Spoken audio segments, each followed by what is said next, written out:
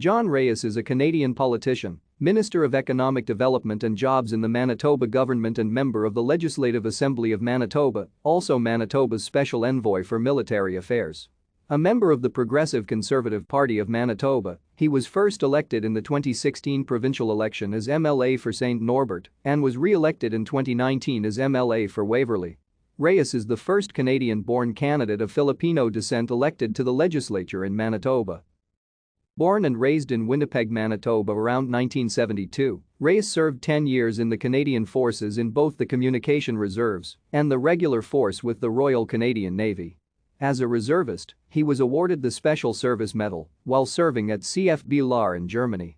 Reyes served with the RCN until 2000 as a Naval Combat Information Operator and then as an instructor at Canadian Forces Fleet School Pacific, located at CFB Esquimalt on Vancouver Island, British Columbia. After his military career, Reyes went on to pursue a Bachelor of Commerce and Entrepreneurial Management at Royal Roads University in Victoria, British Columbia.